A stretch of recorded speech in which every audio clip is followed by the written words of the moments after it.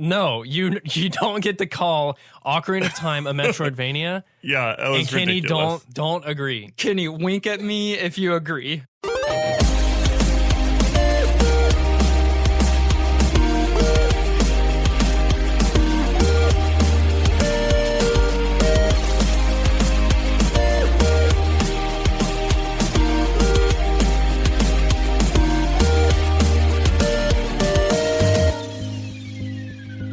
Welcome to New Game Plus. You are listening to a retro gaming podcast where three guys spend 7 days playing one old game and then we talk about it. My name's Dustin. My name's Kenny.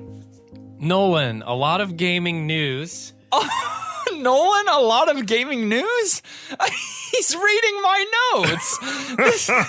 This is episode 249, and this is a producer pool. Pool. Nice, guys. All right, so we do have a lot of gaming news to talk about, Nolan. PlayStation 5 price and release date have now been revealed. There are new games coming out for the PS5, including the next installment in the Final Fantasy universe, Final Fantasy 16. They're going high fantasy for the first time in a long time. That do something for you, Kenny? Okay, I was rolling my eyes a little, but Yeah. I like it when they go high. When they go high, we go high as well. A single-player RPG Harry Potter game called Hogwarts Legacy without Harry Potter in it. Yeah, I watched the trailer and got super hyped, and my wife got super hyped, and she was like, I'm going to make this the worst year ever if that game's not on Switch. And then it's not, so you guys can blame 2020 on her. He's not in the game because... No, spoiler. First of all, Tom, you're going to have to bleep that out. This is a prequel. I think. Which is so much better. It's so much better. It's going to be Victorian London. So that's very exciting. Also, Super Mario 3D All-Stars released this past week. No, don't mad that. That's very cool. But none of that is as cool or as important as what happened yesterday. My birthday, as you all know, was yesterday, September 19th, as of our recording. And I had many great birthday gifts, but the best one by far was that Nolan and his wife surprised me with a visit. They are here in town, staying at our house. Kenny thought I wasn't important enough or something. I don't know what it is. But he definitely didn't come. But also, is that a surprise to anyone? Nolan and his wife are here, and it's fun because it is allowing us to do some especially unique things for our upcoming 5th anniversary special. We do have a lot of things planned. We're not going to tell you any of those things. In fact, is what I would encourage you to do is stay tuned, because there are, over the next 24 hours, we'll tell you a lot more. Yeah, literally, don't turn this podcast off. Just let it keep running until the next episode comes on. No, don't literally. Don't literally do that. Maybe figuratively. Metaphorically, anatomically. Spiritually. Possibly someone has started this at exactly the right time, that when this episode is over, the next episode, where we will preview our plans for the big 250, will drop. Within 24 hours of this episode entering into your inbox, there will be another episode in your inbox that you need to listen to that will tell you all of our plans for the big episode 250, which is our 5th anniversary as a podcast.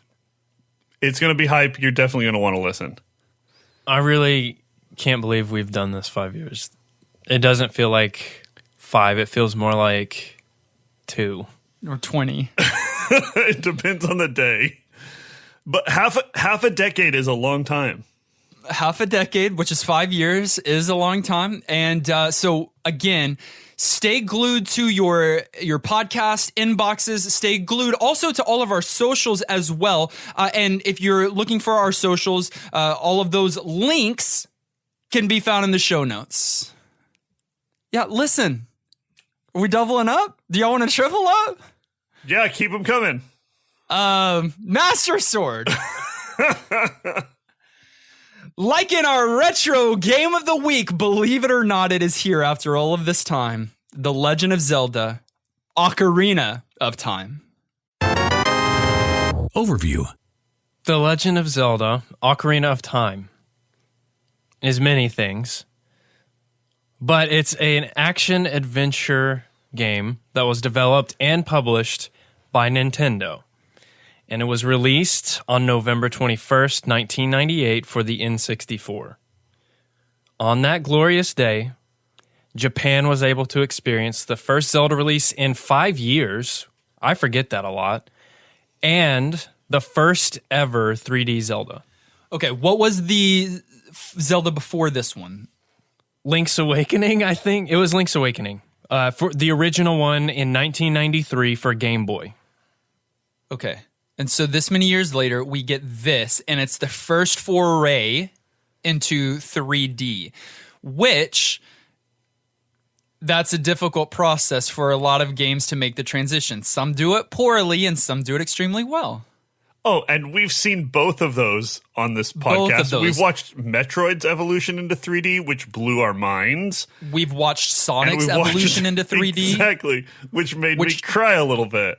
And we've also, I don't actually think we've done it on the podcast, but we've all experienced Mario's adventures in 3D. We just haven't done that here. Which was good. But for the very first time, we played Zelda 2 on this podcast. And we played Zelda's Link's Awakening on this podcast. I think those might be the only two Zeldas we've played. And now we're entering into the 3D universe with Ocarina of Time. Technically, we played Wand of Gamelon, but we don't talk about that, or we don't like to. Yeah, so anytime we have an N64 game or a PlayStation game for that matter, we like to remind everyone that this was a major shift in gaming.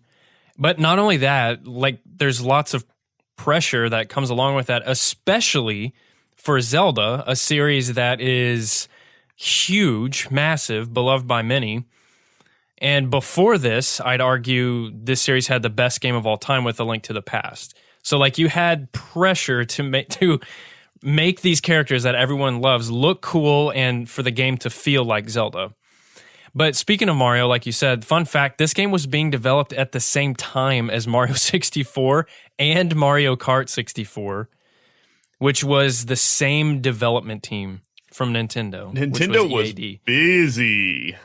Yeah, Miyamoto and the gang going off. Like those are huge titles. You may have already said this. Was this a launch title or was it soon after launch?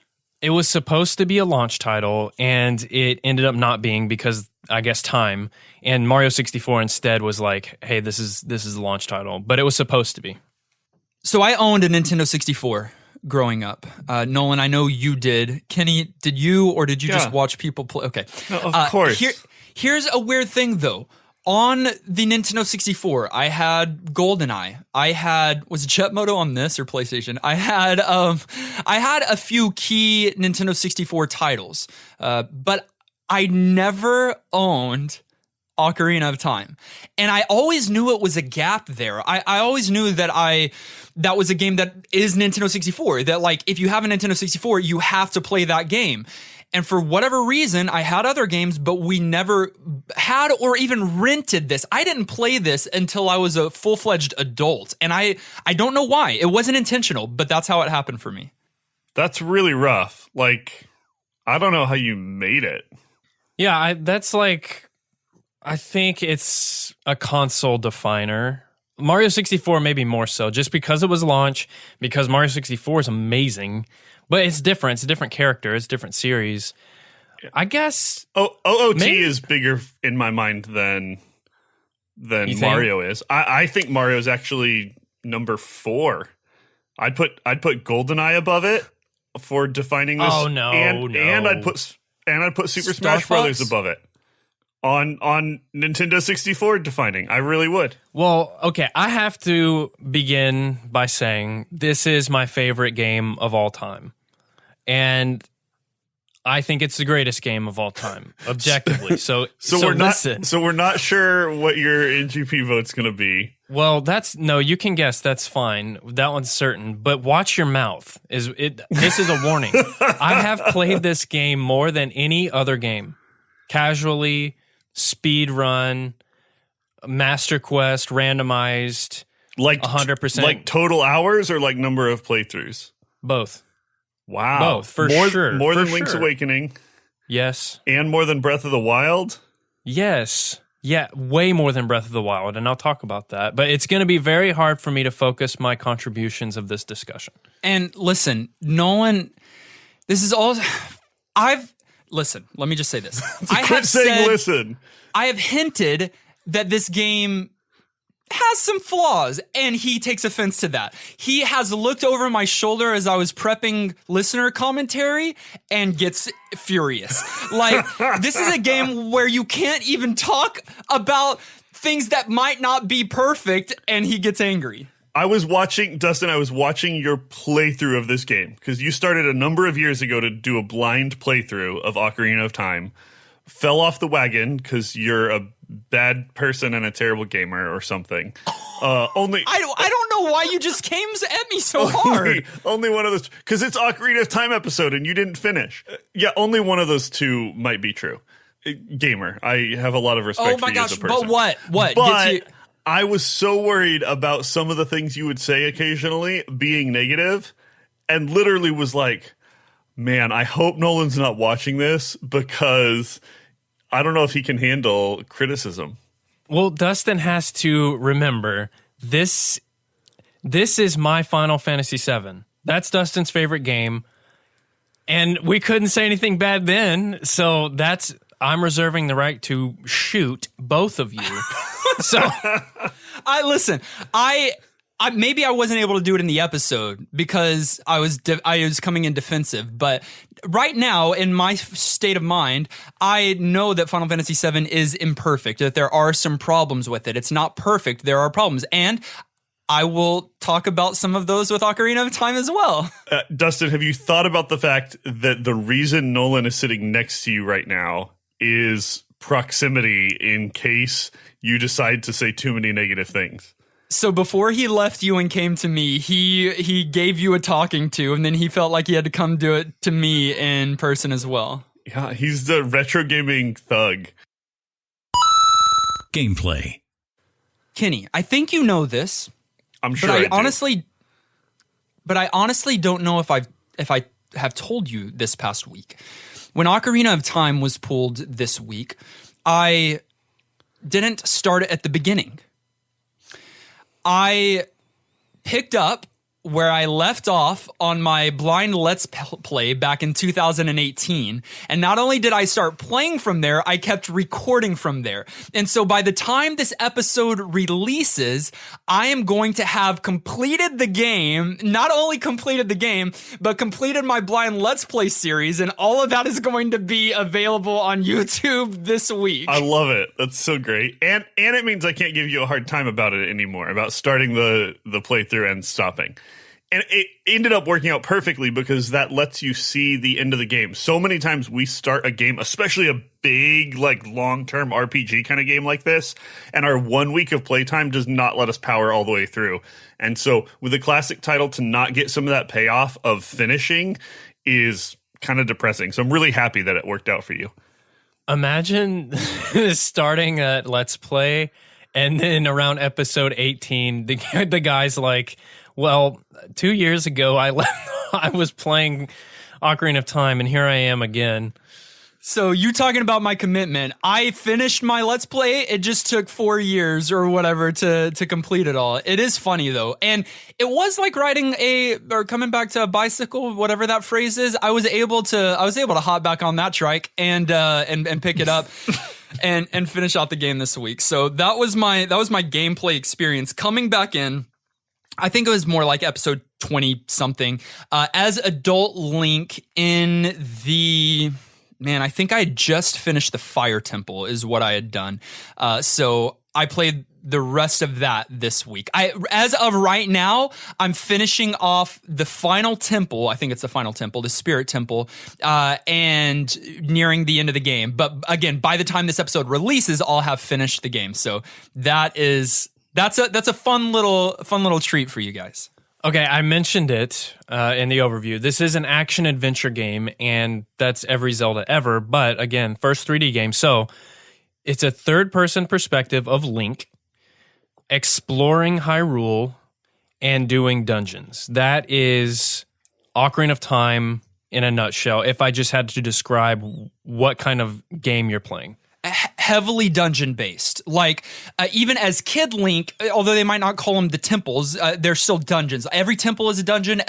Like the well is a dungeon. The Great Deku Tree is a dungeon. Like it's all dungeons, and inside the dungeons, there's enemies that you're like you're action slashing, and there are puzzles to solve. So it's that over and over and over again. However, throughout the game, you don't upgrade in level, but you upgrade in items, and so you get new items. So now you can accomplish new feats and puzzles and defeat bigger, badder enemies. And it's that translation of 2D puzzling into 3D puzzling that I think would have been the easiest place to drop the baton here.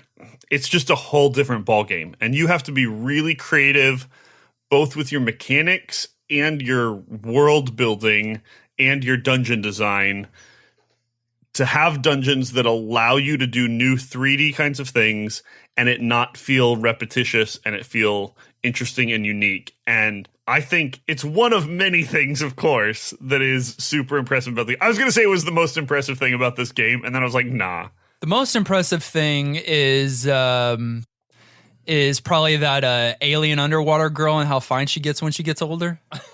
She's still underage. You gotta watch out. She's underage 7 years later? Princess Ruto? I think so. Well, it's like a joke. It's really funny actually when you're going through the water temple and she's there and she's like, "Remember me? You made me a promise. We're getting married." Okay. Now, it is Nintendo. It is Nintendo 64. So you can imagine that there's going to be some weird things in here. Weird, not bad, Nolan, that are unique when it comes to gaming. One of those, just one of them, and there's a whole host here, is the menu. Like even just the way the menu looks, right? It is this kind of 3D paned rotating menu that you rotate using the Z, which is that back button, and the R, which is your top right shoulder button. And in there, it's a whole, you've got a few different panes or pages that show you the map or show you your items or show you different things. One of the things that I like most is that it's kind of a dream menu for a completionist, because everything that you can get or accomplish or do or achieve has a predetermined slot in that menu. I love that because it tells me exactly how many pieces of what I'm missing, and so I can either be okay with that, knowing that I'm missing 2 arrow power-ups right now, or I can go and find them. And also, it's a good indicator of where you are in the game, like how much you have left. Right. Which for some adventure games like that, I've been playing games before where like the ending just happens and I'm like, wait, I didn't know I was at the end of the game, or vice versa. Like the game just continues on forever. So I like the fact that you can see like the indentions of the medallions, but also just like the item screen. Like there's a ton of items in this game. And that's what I've always loved about Zelda is the different items that you can use. And in this game, we'll have to talk about this a lot, but like you're playing the same character, but you're playing young Link and you're playing adult Link, which is a really fun quirk to the progression in this game. Yeah, it's almost like you get 2 modes of gameplay to some degree. It lets you kind of tell 2 different stories. It lets them sort of set up the story and then take it into some weird, bleak kinds of places and still let you like be a hero there. But like it would have been real depressing, especially like Nintendo 64 area mid-90s. Gaming's not what it is today. If you had like thrown this child into a weird apocalyptic wasteland and it was, like Cormac McCarthy's take on 3D Zelda, it just wouldn't have worked. And so the splitting of that story was really cool for story reasons, but also for mechanics reasons, because you get to do different stuff as a kid than you do as an adult. And there's certain interactions you can only do with one character or the other, but you're able to go back and forth. Kind of reminds me of like Chrono Trigger and a whole like hopping between time things. Not nearly as much emphasis on that, but they handled that really well. It really is I think they probably built off of the light and dark world. Is that what it was of Link to the Past? You're not aging. It doesn't change the mechanics of Zelda. No, sorry, golly, of Link. Wow. Of Link. Well, y'all shut up. I know of Link, but it does change the mechanics of the gameplay around you. I like that. I like that they have different weapons or items that they can use. I also like that some can be used by both adult and kid Link, but that is the big thing here. And while I like it mechanically, the thing that blew me away as I was playing it, especially this time as opposed to in 2018, is because of the story that is developed here.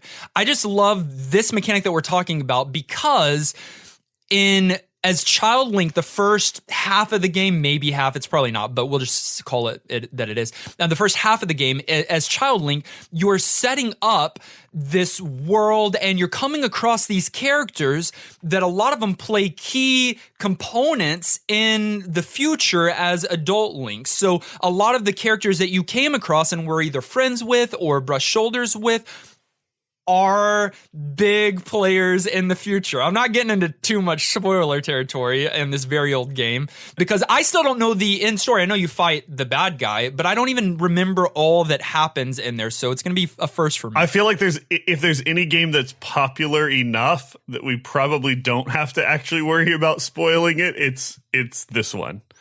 If people haven't played the game by this time, I don't know if we can convince them that they ought to. So something else that is so perfect to me in this game is the way they handled exploration. So I'm going to say something. It's not open world, but in 1998 it was. I think that's fair.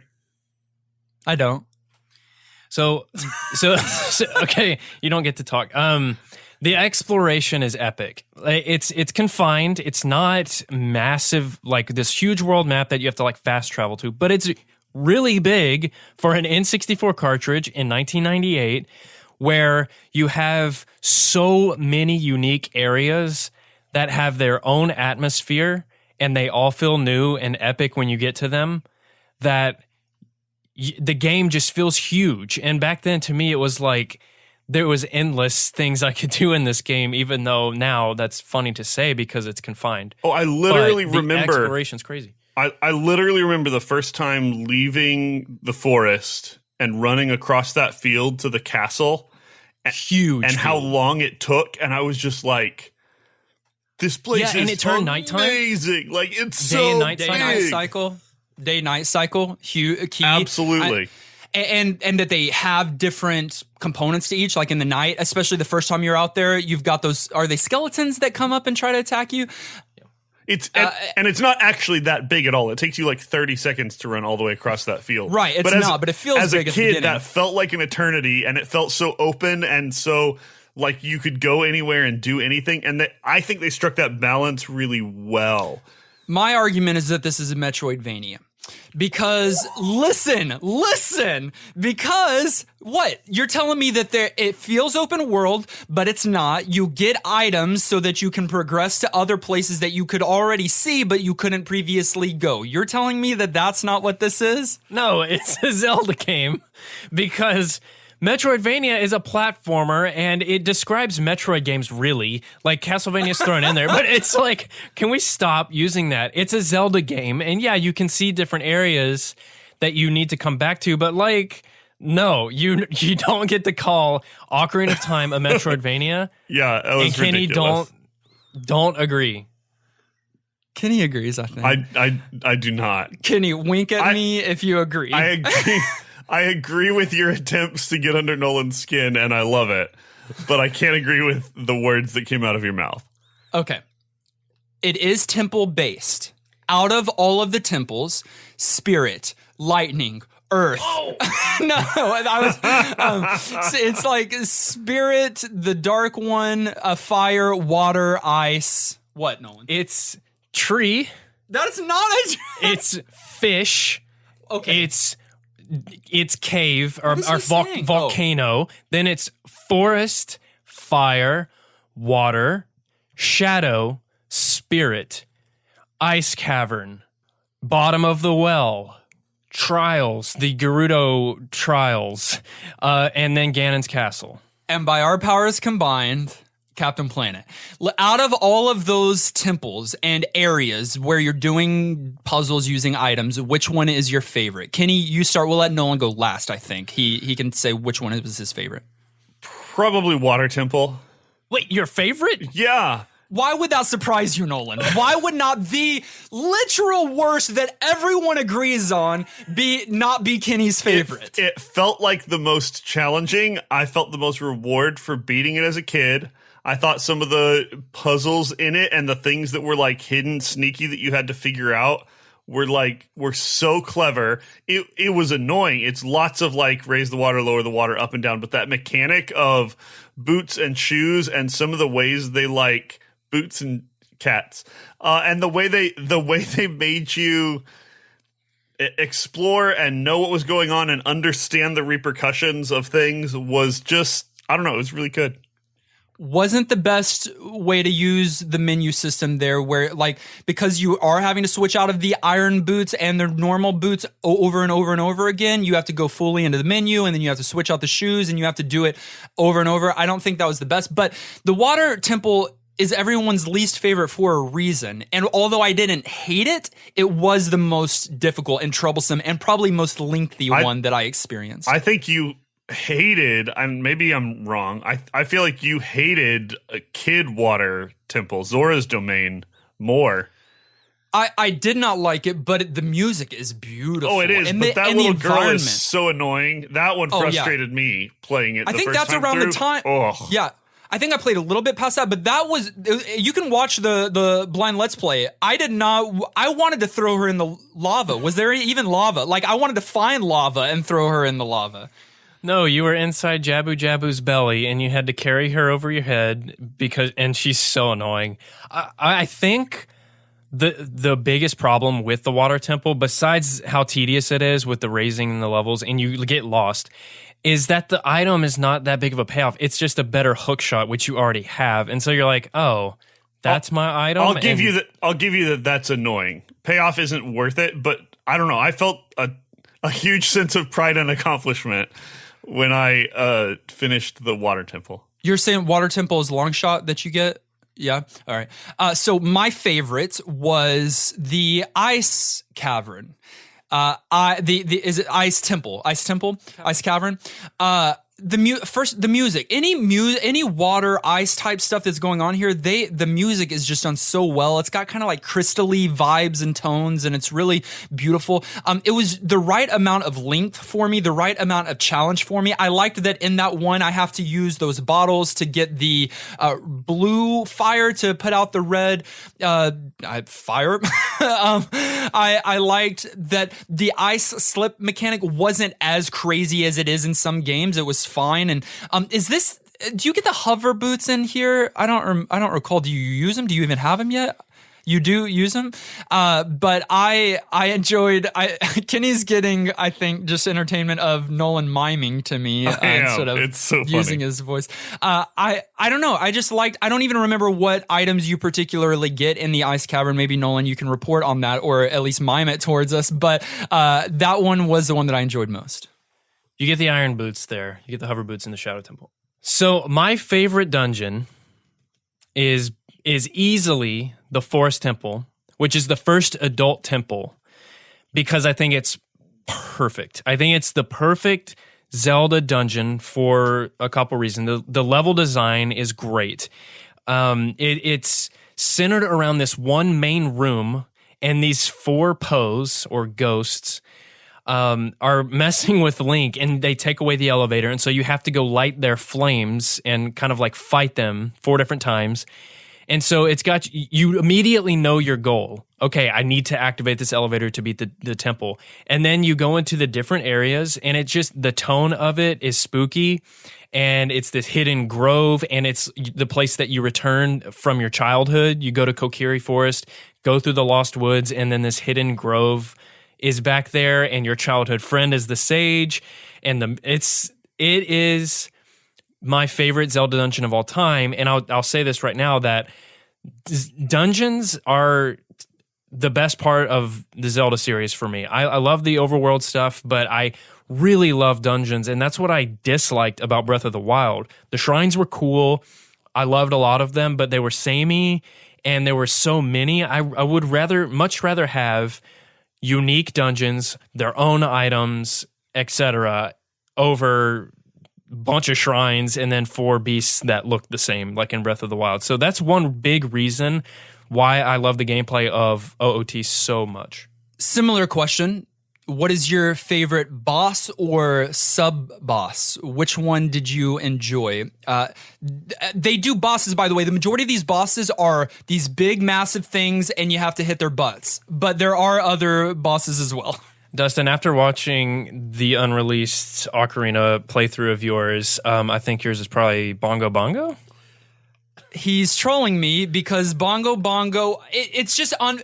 There's a few game design things that they decided to do here, and one of them was if you die, start you at the beginning of the freaking cavern where you have to slowly work your way back, and not only that, not re-equip you with hearts. So my only option was fighting Bongo Bongo over and over again with 3 hearts. So it only took me 3 times, but my 3rd time he didn't touch me. I hate Bongo.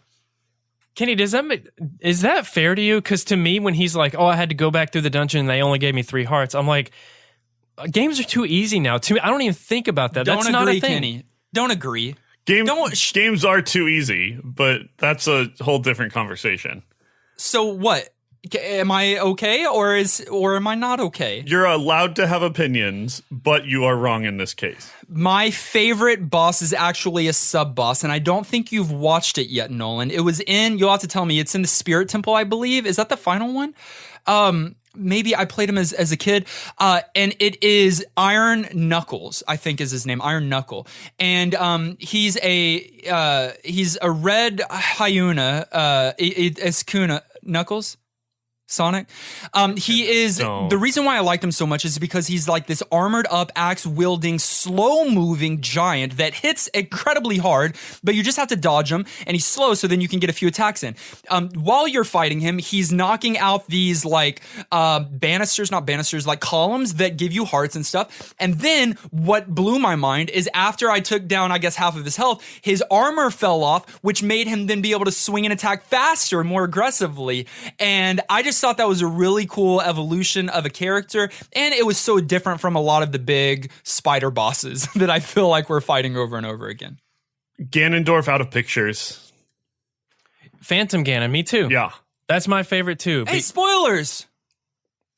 Sorry, are They you tell not there? you his You're name. not there yet. Why is he a phantom? You fought this in the first dungeon, the one I was just talking about. He's coming out of paintings, and you have to hit the real one, and then Got you. Yeah, I was forgot. like, this that was is not 2 the years end ago. boss. You should have. That was 2 years ago. I don't remember. All right, Nolan, your favorite boss? Phantom Ganon, I just said. All right, Kenny, yours? No, that's what I said. So He I liked copied this. me. I liked Iron Knuckles. Have y'all heard of him? He's a hyena. Oh my goodness. Final question. All right. What is your favorite element of Ocarina of Time? What I mean by that is like, what... It could be an item. It could be like the puzzle setup. It could be the time mechanic back and forth. I'll start so y'all can think, because I know I'm just throwing that on y'all. But the title is mine. The part of the title, the ocarina. I think that it was so creative. I even like it more than the time mechanic. I just thought it was really cool to give Link a musical item that he could play, and you could memorize. I didn't memorize. Nolan apparently memorized all the songs, but I would have to go to my menu and look at the C buttons and then hope that I remembered them before when I got to my ocarina. But you could play them, and there were some that were just mechanical. You could change the day and night. You can bring on a storm. You can do, and then the rest were transportation ones, so you can transport to each of the different dungeons or locations. I loved that concept, and each of the songs sound so good and are so pretty, and you're actually playing it. You use the buttons to kind of like play the ocarina. I thought that was the coolest element in the entire game. Yeah, they did a really, really good job. And this is just me talking in response to what you said, not my answer to your question. But they did a really, really good job of making this game feel cohesive. Like, the Nintendo 64 is weird. And the Z button and then a bunch of like C buttons is weird. It could be hard to design an overlay for that. It can be hard to design combat that feels right around that. But they did such a good job of being a Nintendo 64 game. I know there's mixed feelings about Z targeting like as a mechanic, but for what your hand's doing, it feels so good. The fact that ocarina is there, and literally in the same way that you would be like lifting fingers, you've got buttons that you've got to play, feels and looks so good. Like this thing was just thought through, and everything feels like it was there on purpose. So I know you agree with me on the ocarina, but a separate element, have you been able to consider one? Nolan can go first, but I'm thinking. I can't possibly answer it, but I will. To me, it's how grand of a task you have and how dark they went with the story in comparison to the history of Zelda. So the 2D Zeldas have dark moments, I guess, and maybe if we had a more serious, up-to-date remake of, I don't know, A Link to the Past, it would get dark and serious and adult. But in this game, you literally become adult and you take on responsibilities that are serious and have consequences, and the tone of the game is sad throughout. And I really like that about it, that it's just not happy. And to me, it makes the game feel deep and replayable and more like an art form or like a real story than just a game. Yeah, Dustin, I watched you go through the temple, that time transition of kid to adult this week. And when you came out, you're like, things are so much darker than I expected. Like, it's bleak. Even in the marketplace, there's these like lifeless zombies that I don't even know if they attack you. They slowly come to you, but like they will if you're just like chilling and don't do anything. Well, even if as I'm attacking them, it's like they're not even defending. Like you feel bad killing them because it feels like they were citizens in a town. Absolutely. Because as a child, they were dancing in there. There were kids running around with dogs. Presumably talking to those people. And right, they were happy, right. And there was music, and then now there's a weird scream dark. of despair thing that happens with them, and it goes bleak really fast. Like these 7 years may have happened because they need a hero, but they need a hero. Stuff has gone wrong. So killing those human zombies is your favorite part, unless you have another answer right now. Okay, I'm going to actually say that the thing I mentioned earlier is actually my favorite part, which is kind of a cop-out, but I thought about all of the parts of the game, and it's the truth. They did 2D to 3D really, really well. I think about things like the sort of gauntlet-y puzzle that you have to get through to get up into Zora's domain the first time, and like A, finding it, and then B, some of the chicken stuff, which is crazy and creative in its own little puzzle. And like they kept so much of that Zelda-y stuff and yet made it a totally different kind of game, and yet it's exactly the same kind of game perfectly. And I can't speak highly enough about how difficult that is, or B, how well they delivered. Using that 3D comment and conversation as a segue, can we just move on into talking about those polygons in our age section? Aged. The graphics are amazing. He's written a love letter that he's reading, y'all. So detailed, especially for 1998, especially on the N64. Each area is unique to the point that you feel the change in aesthetic. And it's the graphics. Like, they did a good job. And even to this day, some games I look at and I'm like, that's hard to look at. Certain parts of Mario 64, like his character model, I'm like, that's definitely aged. His face looks busted. But Link's model looks great. And all the characters, too. Like, this game still has my favorite version of Gorons and Zoras. Their character models, like, this game still has my favorite because it's, again, more serious, more realistic, if you can call it that, and dark. Like, the polygons are fine. No one They're said fine. they weren't yet. No one said they weren't. I'll agree that the Gorons are the best, and not the Zoras. Okay. But hold on, I've also never played Majora's Mask in my entire life. Do they not make it even better in the sequel? same assets roughly. Some new stuff, some new improvements, but no, it looks like OOT, but it's not. I agree with you mainly. I think that the graphics are done remarkably well. They do age, of course. Every game on the Nintendo 64 is going to age, and you do, but it was never distracting. Honestly, I thought they do go with a funny, quirky aesthetic though. Like all the humans look different than one another, and some look somewhat normal, and then some look super weird. Even that big whalefish king is like just so goofy looking. The one, the one that freezes. I don't know what his name is. What? King Zora. King Zora, apparently. But I think the graphics are noticeable, but I do think that they look fine for the Nintendo 64. However, I have heard, and we didn't even talk about this in overview, but this game has been redone a few times for the GameCube and then for the 3DS, Nolan? The 3DS one is a remaster, or it's like a remake. Do they look even better? Yeah, they improved the graphics. They actually changed the graphics for the GameCube one and for the Wii Virtual Console. It's the same game. They just ported it. It's an emulation. But for the 3DS, it's a new game. While the graphics I think you get used to fairly quickly, even coming back to it today, I promise the thing that was the most difficult for me in this entire playthrough back in 2018 and today was getting a hang of the controls. Like Kenny said, I think they used it well. They spread it out. You use virtually every single button except maybe the L bumper. I don't remember if you use that, but every other button on this Nintendo 64 control, which is a start, a B, an A, a left, right, up, and down C, a middle analog stick, and the Z, and the right bumper. You're using every single one of those. Not only that, I guess this was in the original too, there is a Rumble Pack item that you get, that if you have the Rumble Pack installed, it does something. Oh, it vibrates when you're near treasure or something.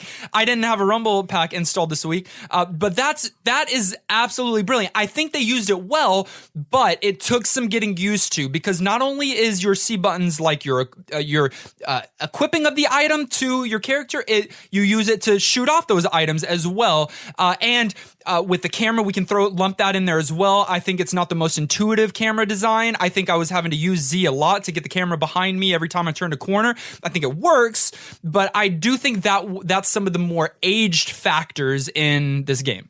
And I blame the strangeness of the controller too. Like, you can play this game on GameCube Wii Virtual Console or GameCube. There's a GameCube disc, and that's the version I would recommend everyone play if possible, because you get to use the GameCube controller, which is so much better. It's one of my favorite controllers. It's comfortable, it's more compact, and the joystick is not 10 miles tall. So yeah, I understand the control scheme is dated, but they used the controller that Nintendo gave them. This development team was like, okay, we're going to use this weird alien looking thing, and they did it. Yeah, I think they did as good a job as you can. Again, I love how well it fits. Yes, some of those things may be quote unquote imperfect, but when you're having to look for something nitpicky on a game that like objectively, not just personal nostalgia glasses, could be argued as one of the best games of all time, from sales to awards to just hype and cult following. Like, pick your reason to make that argument. This would be an easy game to argue that way. I really do think you're looking for things to be wrong with it. No, I'm not. I'm not. I'm not saying you, right specifically are. I'm saying to find I'm not being something nitpicky. No, there are things wrong with this game. I don't know what y'all are doing. It's a great... Maybe in 2020... Which is where we are talking about how it's aged. He's a Fall Guys player. He thinks that games are... No one has played more Fortnite than me, I'll just say that. I've never played Fortnite. Listen to me. Listen. I've said listen so many times this episode. I love it. If you're not Z targeting, if you're trying to hit something further away than what your Z can do, it is horrendous. Trying to line up, except the hook shot, because that gives you a beam. All the other ones, that arrow has a vertical lift, which makes zero sense. The little as a kid. Slingshot. That one too. That one has a down lift, and then it's stuck on freaking. What is it called when your down goes up and your up goes down when you aim? Inverted controls. It's not the controlling takes some getting used to. I got used to it for the most part, but it does take some getting used to, and it's not being nitpicky. Hey, watch your mouth. I want to move over here to another aging factor, or another topic in the age section, rather. The OST is universally considered bad, or stop. No, it is very good. It's composed by the legendary Koji Kondo, who has done every Zelda game, right? I mean, at this point in time. And that title theme was and is to this day my favorite video game song ever. The piano hits, Link and Epona riding around Hyrule Field at night when the sun's coming up. Dude, like, and then the ocarina, there's an ocarina in the song, which obviously fits the title. It's so perfect, and it's sad. It fits the story. It explains the story. It explains the gameplay in just a song. Like, that song is crazy. The OST is absolutely remarkable, stunning. Probably, definitely top 10. Sorry, easily top 10. Definitely top 5 of video game soundtracks ever. It ages so remarkably well because it was created so perfect. I agree with you. I think that title theme is almost hard to beat, like one of the best tracks on the entire OST. But the one probably that stood out to me most, every time I played Zelda's Lullaby, it's just so beautiful. Really, most of the Ocarina songs is so stunning because you're literally playing 4 notes or something, but there's something so moving about almost all of those pieces. Every single song on here is a banger in such a powerful and good way. And they had to be. If you decide to make music part of what your game is going to be about, if it's going to be a mechanic, like if you give your character an instrument and tie in story elements and all of those things, the music has no room to be mediocre. And it's really good that they delivered, because you have to in games where you're gonna tie all of those things together, where your soundtrack is sort of part of your gameplay and your gameplay depends on music, and it's cohesive. Cohesive, said so strongly. Anything else in age before I tell you how much it costs to get you one? If you want a loose cartridge, you're only going to be coughing up $30 or so. That's not bad. $32 for a but it's scuffed. It's loose. There's a couple marker scratches on it. That's not what I want. I want gold cartridge unopened in the case.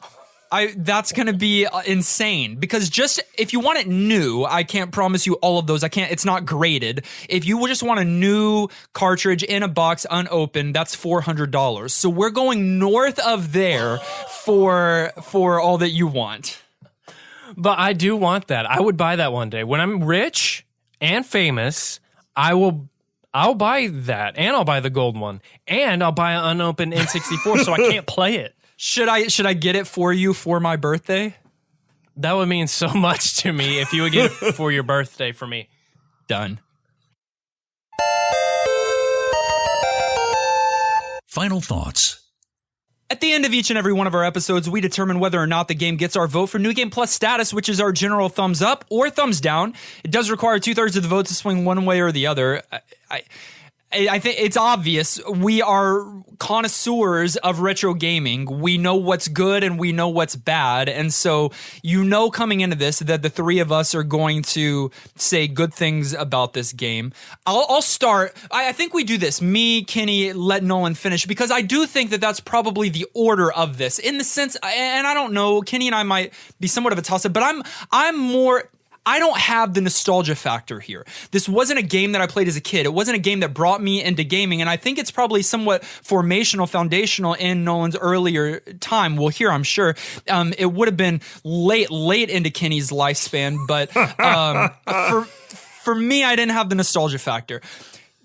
And so when I came to this game the first few times, and then back in 2018 when I started this Let's Play, there were a lot of tough things. I understand that some of the dungeons and the puzzlings are somewhat unforgiving, frustrating, maybe even repetitious at times.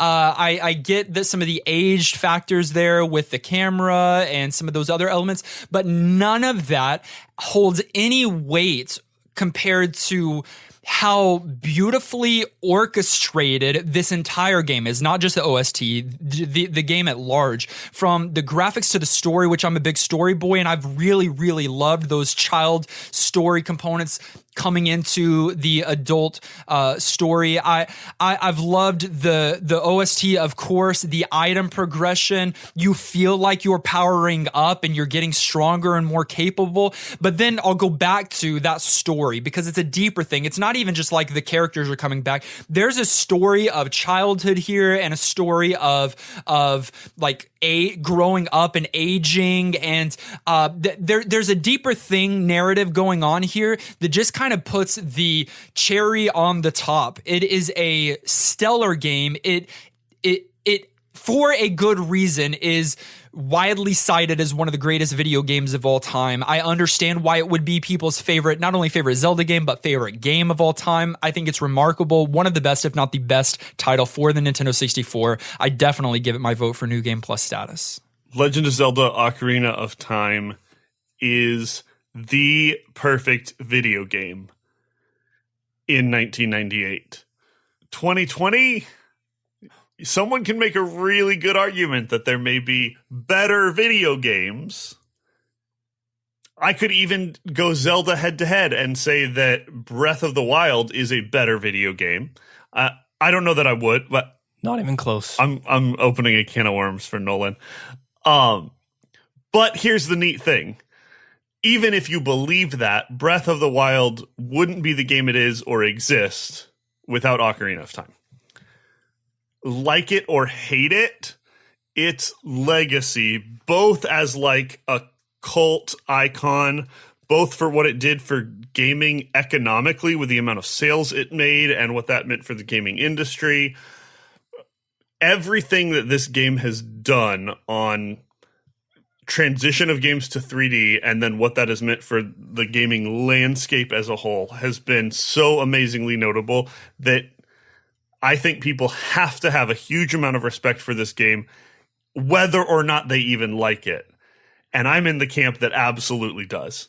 I have, sure, it may be imperfect in some ways, but I've got those nostalgia goggles on and I don't care because it's such an amazing blast from the past. So yeah, New Game Plus from me, of course, and just an amazing game in its influence as much as in the game itself.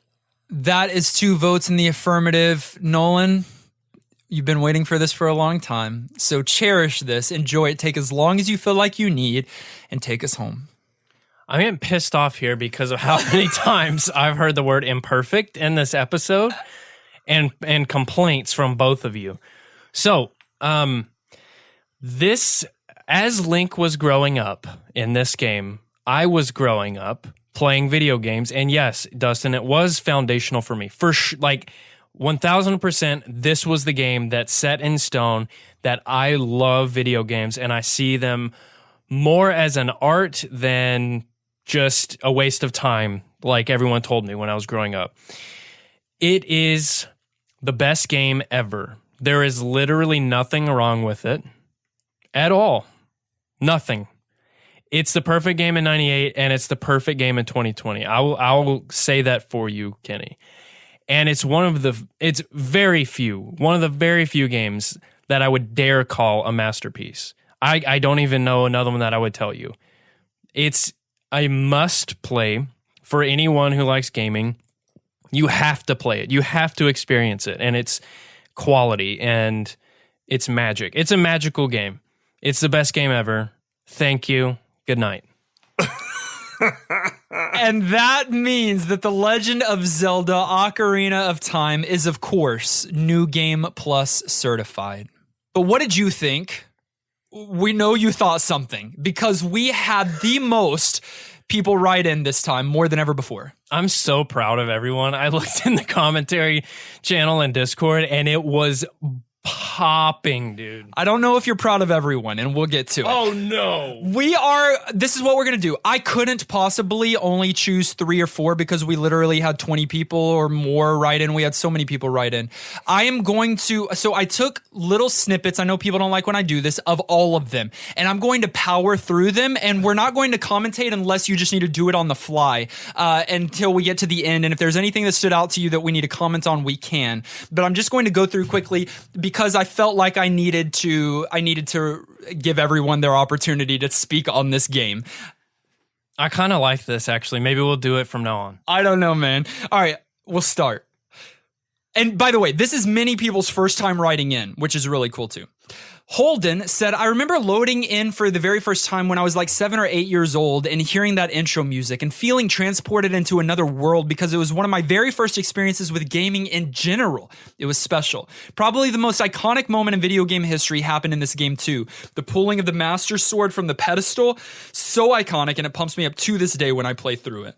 Well, other games did that before, but so many swords pulled. I remember doing that. From stones. All right, Clint said, this game is among few which have sound design I consider truly legendary. This game is for me and Nolan what Final Fantasy VII is to Dustin and many others. This is the game that made me fall in love with gaming.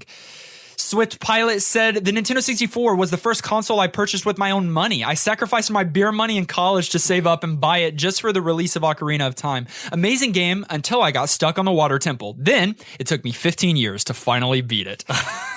It's Kenny's favorite temple, though. Francesca said, for someone who isn't a diehard Legend of Zelda fan or as experienced, I still found myself having lots of fun. Its vast and open take on Hyrule was a joy to explore. Though its graphics aren't as crisp as later installments, Ocarina of Time introduced concepts that helped shape the way 3D games were made moving forward. aren't as crisp. We got Zcal saying, I scored the gold collector's edition for Christmas when Nice. OOT came out in 1998. And I totally dusted the game, by playing it with a strategy guide. I did all the things, but one thing in particular remains most memorable, the titular instrument.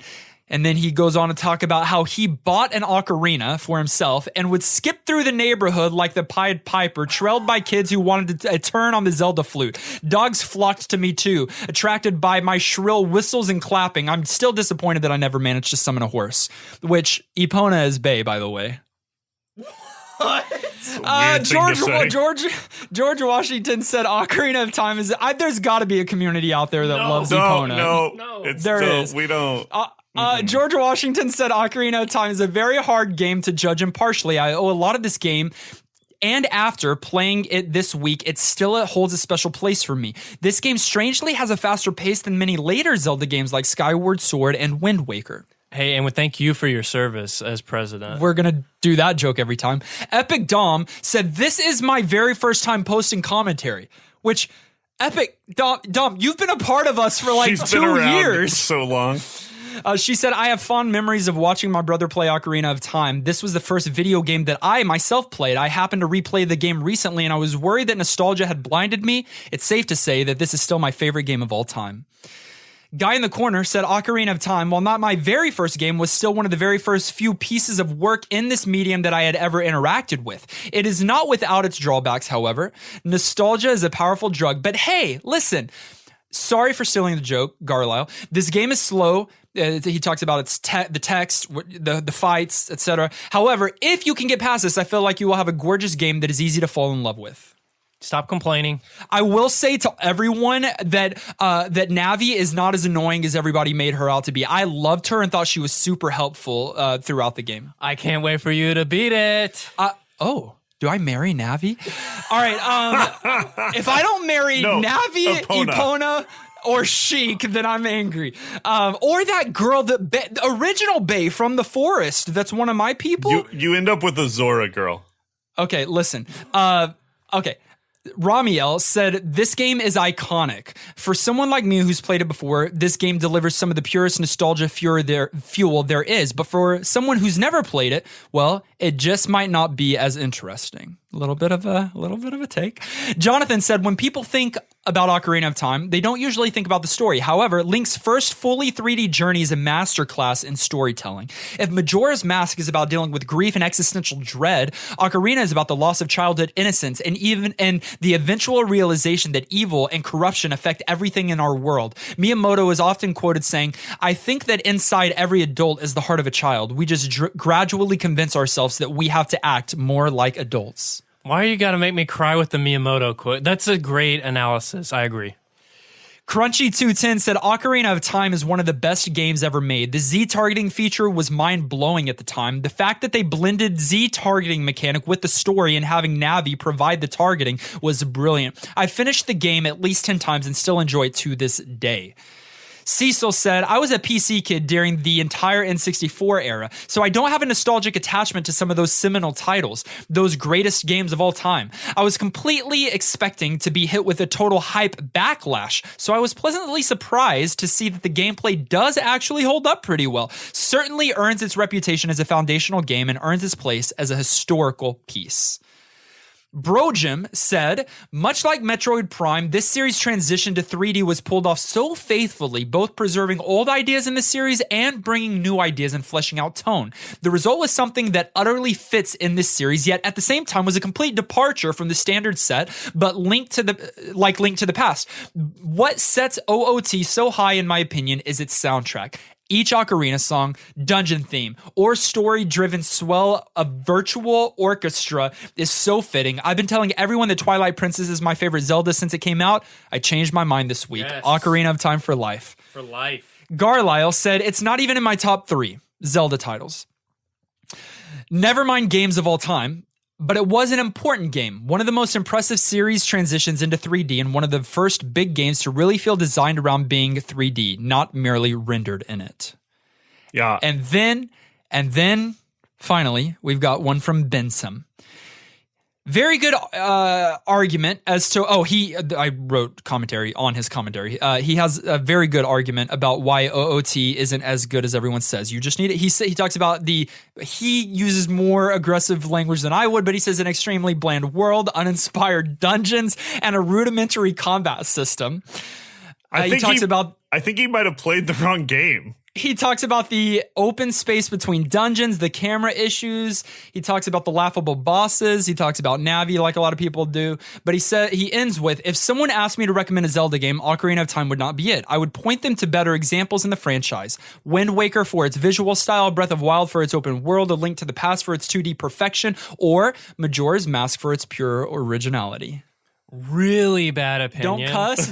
Really laughable that you thought. Nolan Nolan is so triggered. Okay, listen. That's fine. Listen. You can read all of these commentaries in their full, faithful renditions or versions on our commentary channel. A few of them were emails, so they aren't necessarily there, but definitely check out those full commentaries in our commentary section on Discord. Thank you all for writing in. You can always send in your thoughts and commentary on the Retro Game of the Week to ngppodcast@gmail.com or drop them in our commentary channel on our Discord. But for now, we're going to set aside Nolan's favorite game of all time that is perfect and there's nothing wrong with it, The Legend of Zelda Ocarina of Time, and we are going to randomly select the next game that we're going to be playing for the next 7 days. From our Retro Master List, randomizing now.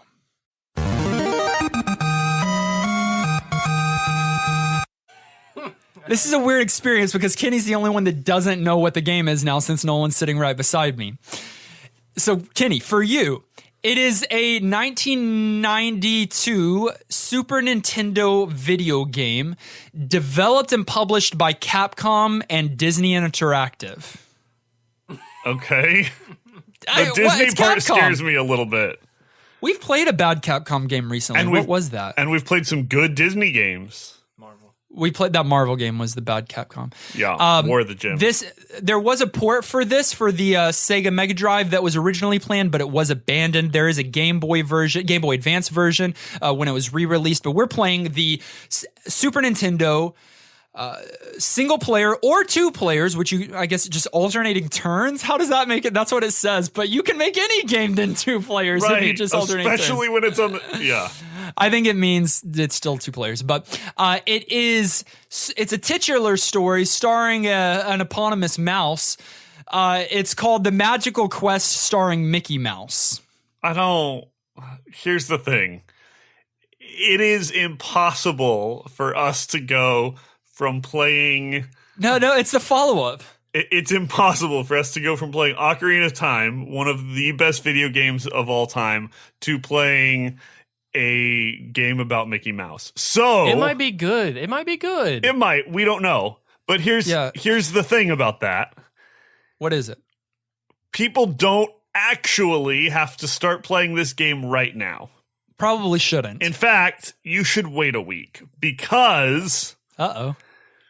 Next week is our 250th episode, and as you know, we occasionally throw curveballs to our normal format and mix things up a little bit. And we already announced at the beginning of this episode that you're going to get more information about 250 and what that looks like coming to your earbox shortly.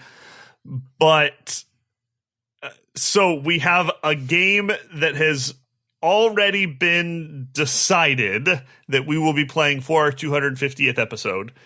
When that game is over, we will pick up Mickey Mouse Dominates the SNES or whatever it's called. That's what it's called. But you got to stay tuned because we can't reveal more, okay? It's a super secret surprise. It's worthy of a 5-year celebration, and you want to be a part of it. So just put this one in your back pocket for now, or front pocket. Again, within 24 hours, you'll have another episode giving you all those details in your podcast inbox. The links... Don't try and make the joke. Are in the show notes below. We have masks. We have teas for sale on our store, I think. It's in Dustin's notes. However, I do want to urge you to join us in Discord because we have a great community. I mean, you got to hear from many, many people writing commentary. And if you have an experience with Mickey Mouse or the other game that you're going to be playing, you want to be a part of our Discord. So go to ngppodcast.com and click join us in Discord, make a username, make sure it's appropriate, and get to chatting. You can also be a part of our community by joining us on patreon.com, like Carrie, who upped her amount of patronage this week, and we just want to say thank you for that. Could be a girl, could totally be a guy, because I think Carrie is more of a, maybe it's unisex. It's not for us to decide, but thank you, Carrie. Yeah, thanks. Also, a huge thanks to each of our producer-level supporters, Amarlian, Austin, Ben, Brojim, David, Dear Baby, Francesca, Garlisle, Corey, Maxima, Mr. Lattes, Shauna, and Zion. Thank you all. Thanks. You can find, like I've already joked about a couple times, you can find all of our social media links in the show notes. That's Facebook, Twitter, Twitch, and YouTube. You can listen to us directly on any podcast provider of your choice. Make sure you subscribe so that you are the first to get new NGP episodes. And while you're at it, leave a kind rating and review. Hey, we're also on Amazon Podcasts now, which now has its own kind of streaming service. Sweet. What up, Jeff Bezos? Hopefully Mr. BB? Hopefully it's better than their attempt at video games. Okay, Crucible, we love it. And so, listen, it would always help us if you want to and if you like us to leave that 5-star rating and review on all of those different platforms, help other people find out about New Game Plus. A lot of people have been coming in from Spotify lately, so that's really, really cool. This episode was edited and produced by our good friend Tom Tate. Join us next week as we play The Magical Quest starring Mickey Mouse, which is probably right up there with Ocarina of Time. I'm still Navi. No, I'm Epona. I'm definitely Epona. I'm going to marry her. I'm reminding everyone that they're not playing Mickey for 2 weeks. Alakazam. You went with Mickey Mouse instead of an Ocarina thing? And this has been New Game Plus.